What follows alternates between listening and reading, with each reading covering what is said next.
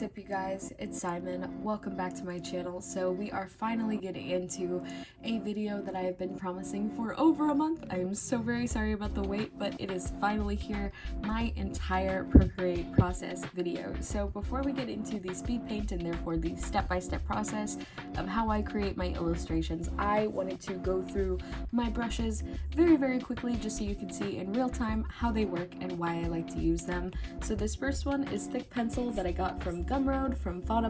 It is linked both in my community tab and it will be linked down in the description as well alongside the other brush that I got from Gumroad.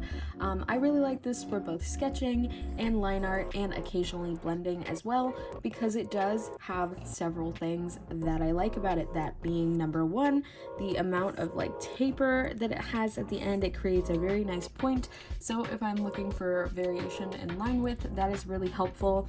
Also, the texture is really nice. It just feels like I am sketching on paper, especially if I'm using like a paper like screen protector. It's just very comfortable and familiar, so I do like that. It also has a really nice opacity. It just reacts very well to pen pressure in my opinion, which makes it nice for both, like I said, sketching but also line art. Speaking of line art in particular, it has really nice streamline on it, and if you are a Psy user, it's essentially the same thing as a stabilizer, so it's really smooth. It makes my lines look really nice, but it also doesn't have so much of a stabilizer on it that I feel like my pen is lagging super far behind me. I know we've all used a brush that has incredibly, like way too much of a stabilizer to the point where you feel like it's not even following your pen and the movements that you're making. So this brush has just the right amount on it. It is perfect for that. I also, like I said, like to use it for shading, but I will get to that once I get into the kind of like blending portion of my brushes. The next one that I have here is Thin Render Solid. I also got this from Gumroad as well. I got this from the Jing Sketch Procreate Brushes Complete Collection and Lifetime Updates pack, particularly the sketching brushes section of that pack that's listed for $14.99. And in this set, there is, of course, like I mentioned, the Thin Render Solid. I like this for the exact same reasons that I like the Thick Pencil, but the reason that I use this over the Thick Pencil on occasion is because of how opaque this brush is. It only has a texture on the edges, which makes this really nice for laying down base colors and things like that, whereas the Thick Pencil of course has a texture all the way around through it, so it can make laying down a solid what is the digital term for wash? It's solid. It makes solid lines. I like to use this brush as well over like regular painting brushes. For example, my dreaded enemy, the round brush. I hate this like multiply thing that it does. I know there's a way to use this to your advantage when you're trying to build up values, but for me it's annoying because it makes all of these lines where I don't want them, and it's very frustrating. Versus this brush, I can do this glorious thing where I just, not that, where I just lay down, that is not my brush, where I just lay down the color, and then I can lay down like a shadow color, and then where I use my next brush, this first one we have up is the soft brush. It is, if I can click on it, it's one that I just got from the regular airbrushing section of Procreate. I duplicated it and brought it over into this My Brushes section. So I used to exclusively use this brush for shading. As you can see, it makes like a very like smooth, very soft blend, which is nice. However, it can be kind of not the look that you're going for. If you have solid shading, solid smoothness everywhere, it can look very like uncanny. You do want a balance of both soft or textured or hard edges and not just completely soft anywhere. So I don't use this brush 100% of the time. What I do like to use is Thick Pencil on occasion. Thick Pencil, that's not Thick Pencil. Thick Pencil can only get so large, however, so while I do really like, why is it, oh, because I'm not using this smudge tool. While I do like this for blending, it does make a nice texture. It sometimes does not get big enough for me to be able to create a really smooth blend. So for example, if I'm working on a large area like a background, so if I am doing that, I will go for the airbrush. However, for like shading on most things, I have recently been using that Thick Pencil brush for my illustrations. And as you can see, the reason that I liked to use that thin render solid is again because it has like that nice texture. It makes the blending in between these colors really smooth, and I also don't have a bunch of extra lines of differing values that I have to go and blend out and try to make sense of. I like this much better. So yeah, that is my main sort of brushes that I use. I do have two more that I can go over for you guys, that being number one, the monoline brush. So the monoline brush is one that I don't use very often, but because it is in my brushes section, that means it is a quintessential part of my art making process, in the fact that I use this for my stickers. So I really like to use this to make the cut lines because it is a 100% solid brush. It has no taper, it has no differentiating opacity, it just follows my pencil and does all of that. And it's really nice for, of course, like I said, making cut lines on my stickers because it's 100% solid. I don't have to worry about any fuzzy edges that might make the cutting on my Cricut a little bit wonky. It's completely solid, so I really like to use it for that. I also, because it is completely solid, will occasionally use this for filling in base colors because both the thick pencil and thin render solid like to do this little halo effect that I think is the most annoying thing in the entire world. So for example, I fill this in and boom, there's this little whiteness around there, and most of the time I will just go in and fill it up. But if I don't feel like wasting my time doing that, I will make my lines like my color drop like base, if that makes sense, with the monoline, because as you can see, no halo effect to be seen. It does save me a lot of time in that regard, but I usually don't end up doing that. The very last flash brush that I have to go through is my signature brush. I forget to use this all of the time. It's a very bad brush to forget to use, and yet I do anyway. But essentially it is just my signature. I made this pretty simply. I'm not going to get too deep into it because we're already 7 minutes into this video, so I need to get into the process. But if you guys want to see like a short or something along those lines of how I created this stamp, please let me know, because you can make literally anything with it. You can make hearts, you can make dogs, stickers, dogs, cats, frogs, whatever it is that you want to make a stamp of, you can do so. So if you guys want to see that, please let me know down below and I would be happy to do that for you. But now let us get into the actual step-by-step process of how I make my illustrations. The next part of my process that y'all have already seen going on in the corner and is probably long finished by now is my sketching and line art process. So this part for me is pretty simple. A lot of the time my illustrations go without reference, but I really should be using reference. However, since I had no ideas and have been wanting to make a little bit more interesting pieces lately, I decided to poke around Pinterest and sort of scroll through until I found bits and pieces of reference photos that inspire me, which I would definitely recommend.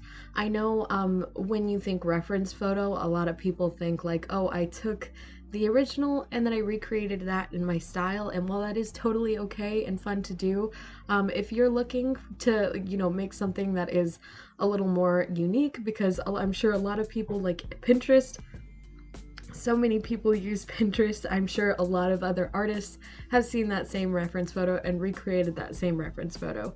But if you're going through Pinterest and you're going, oh, I like this girl's hair, I like this person's expression, I like this person's makeup, and then combining that all into one illustration, but having a bunch of different sources, it makes for a really unique and like interesting piece. So that is what I did for this.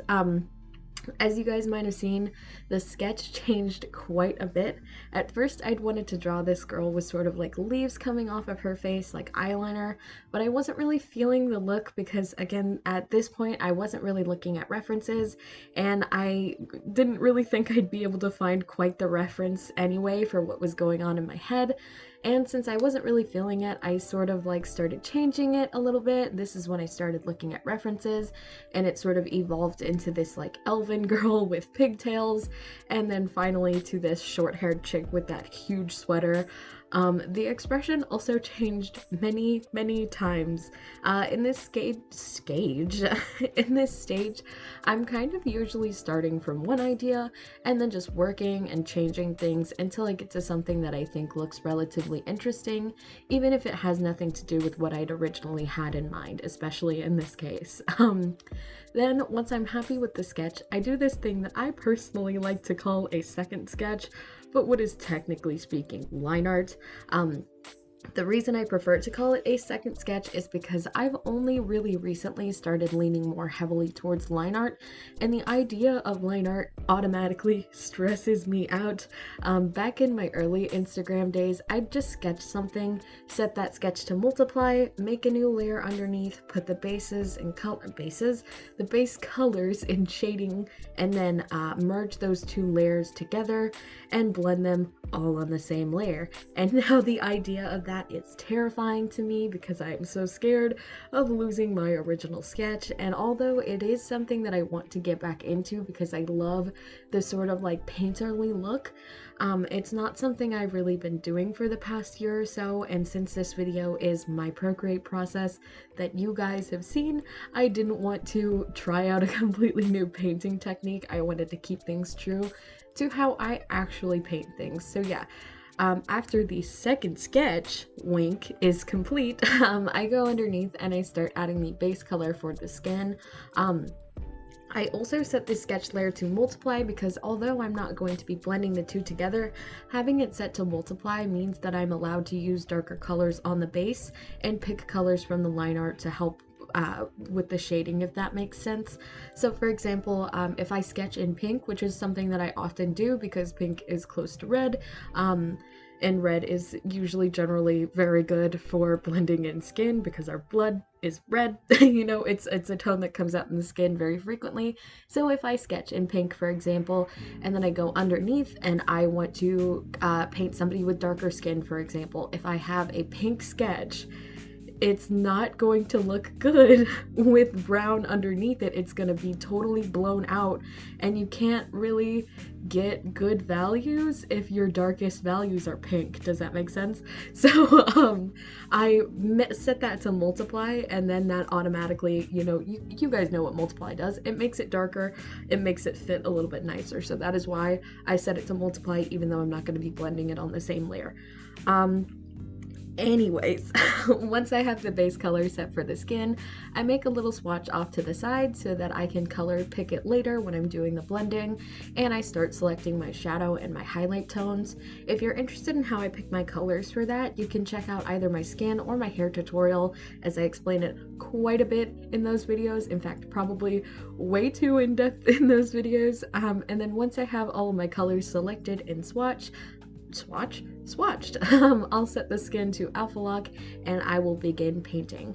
I usually don't have a particular light source in mind, which I know is very bad. You should absolutely do that, but I don't, because I generally tend to shade in the exact same places every time unless I'm planning on doing some sort of dramatic lighting or somebody has a particularly prominent feature like extended nose bridge or like really prominent eye bags or something like that. I will adjust my shading to kind of enhance those features. But yeah, unless I'm planning to do some really dynamic lighting, I tend to do the exact same thing every single time. I do want to get better at doing some more interesting lighting on my portraits here pretty soon, because they are, of course, very much my comfort zone, but I feel like if I'm going to keep primarily doing portraits, I need to keep them interesting. I need to improve on them a little bit more, so that's what I hope to do in the future. But for this video, I'm just laying everything down like I normally do. I use thin render solid to lay down the base color, and then either that same brush or thick pencil to add in the shading elements. And when I say add in the shading elements, I'm just putting the line down immediately. I'm not going straight into blending. I'm just putting like a solid line of this is generally where I want it to go. Sometimes even just like scribbling vaguely, this is where the shading or the lighting will go, or highlighting, I mean. And then once that's done, I try to keep a combination of both soft and hard edges with my blending. Either way, I'm always going to set whatever brush I want to use, whether that's the thin render or the thick pencil or the airbrush, to the smudge tool for blending. When I first started to use Procreate, I did not understand how to use the smudge tool. Just like in Procreate, I didn't, or not in Procreate, in Photoshop, I did not understand how the smudge brush worked, but either of these brushes, it's pretty much the same as if you were to just be using, like if you're a Psy user, if you have a brush that has like a really like high blending percentage, it's basically like that. Just move the brush in either like really like sweeping curved lines or little, kind of like you're brushing your teeth, little circles, and then it makes the blending look really soft and really nice. And then like I said, I also like to keep a combination of both soft and harsh edges, because having a ton of soft edges just makes the painting look sort of like blurry or not quite like, I kind of tend to go for like a really stylized but still like semi-realistic style, so like having all of my edges be really soft doesn't really get everything to come across, if that makes sense. So having some harsh edges like by the eyes, underneath the nose, or under the jaw just make things look both a little more visually interesting and also a little bit closer to life. And then after I've got the skin shaded, I'll usually jump around the illustration and do that same process for other parts, in this case the hair and the sweater, but both on their own individual layer. Also, side note, because hair is hair and it's fluffy, once I get my main sort of shading down, I will take off that alpha lock. My brain is how to speak today. I'll take off the alpha lock on the layer and I will add I will add a few flyaways so it looks a little more bouncy and somewhat realistic. And flyaways honestly are kind of the best part. I think they're super cute, they're super fun, and they just add a little bit more of like, you know, interest to the painting. And then once I have everything painted, I will merge all of these onto one layer, just to make things a little bit easier for me. Occasionally I might add some details in this stage, like blush or highlights if I haven't done so already, and I usually will do this by adding another layer and either setting it to multiply or to like some type of overlay. That way I don't risk messing up. Say for example, if I want to add blush and then I put it on the layer and I realize like, hey, this is too dark, and also I've messed up some of the shading when I tried to blend this in. So it's a lot easier to just set it to multiply, mess with the hue and saturation, blend it out as I would like to, and then merge it down after that's done. But yeah, other than that, for this piece, since I did mention wanting to do some more dynamic lighting, I added a couple multiply and overlay layers and tried to get like a sort of golden hour, like morning window sort of look, if that makes sense. I don't know how successful I was in getting that to come across, especially because I did not have very many references for this kind of lighting, but I just thought that it would be kind of cute and a good start into making some more interesting looking portraits. But other than that, we are all finished. Okay, so now that we have gone through my entire step-by-step process, there is just a few more things that I wanted to cover before we call this video complete, and it is just a couple of tips and tricks to help you guys navigate Procreate. And the very first thing that I want to get into is a very lovely thing called gesture controls. I know that a lot of people are familiar with Procreate gesture controls, but it literally took me a year to kind of sit down and understand how to use them. I was very much attached to my undo and redo arrows down here. So I just want to show you guys some quick examples of how to use them. Obviously, you can change what controls do what by going to settings, preferences over here, and then gesture controls, and reading through all of these little menus. You can set them to even like super random stuff like the eyedropper. There is the touch and hold method. I don't know why this also is selected, but like touch and hold is one that's very common for eyedropper. There's like clear layer, which I will get into because I love this one. Copy and paste even is a gesture control that you can do. So I would definitely recommend going through that setting, but the default is to double tap to undo, triple tap, if I can do it a little harder, to redo, which is really, really useful. And then also one that I personally have set up, 3 fingers, scrub, clears the layer. It's awesome, super helpful. Like I said, there's also touch and hold to color drop. My iPad is a little bit finicky with this lately, but yeah, there's a ton of different gesture controls that you can have set up, and once you get into the habit of using them, they are much easier than going, oops, didn't like that line, and then undoing that. I can literally just sit there and do all sorts of stuff all day with gesture controls. It makes things so much quicker than having to be like, where's the undo button? Oh my gosh. So yeah, gesture controls, very awesome. There is one other gesture control that I will get into in just a moment, because it has to be on an illustration layer. So let us get into that. The last gesture control I want to show you guys is, we've all had this problem where we have a million layers in our digital art, and there's a stray mark somewhere and we don't know where it is. So a really awesome gesture control that you can set up is one called layer select. So I have it set up to this third one. Like with all other gesture controls, be sure to read through this list and don't select one that interferes with your other gesture controls. For example, if I were to click on this, I previously had that set to eyedropper and I accidentally canceled it out because I was going to make this my layer select shortcut, and then because it was set to eyedropper, it canceled it out on this. So if you have anything that is related to this, it will cancel it out. So just be sure you don't select one that interferes with any of your other controls. So instead I went with the third one down here. And now all I have to do is hold this little square in between and hover over this line, and it will tell me that it is on layer 1. So I just have to go to layer 1 and erase whatever it is. Why is it doing that? My iPad's been a little bit glitchy lately, but under normal circumstances, why is it staying there? It's not supposed to do this. Under normal circumstances, this will disappear and it will, well, there it goes. It lets me erase that. I don't know why I did that. I swear that works.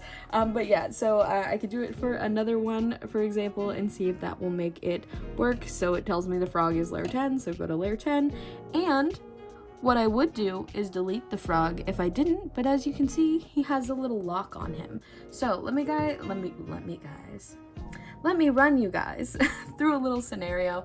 So for example, you are working on an illustration for perhaps of this frog. You need to draw a frog, so you get a reference photo of a frog. You open whatever browser it is that you want, and you, instead of saving it, because we all know our iCloud storage is full, we right-click, copy, and paste it directly into Procreate rather than saving it to your iPad. You close your tabs because you're responsible and you don't want to drain your battery, and you begin working on your illustration. Halfway through that illustration, you make a whoopsie. You delete your layer. You continue to work without realizing you've deleted that layer. And then, by the time you need your reference photo again, boom, it's gone. Where is your reference photo? Now you have to go through like friggin' Safari or Chrome or whatever browser it was that you found your reference photo on and look for it again.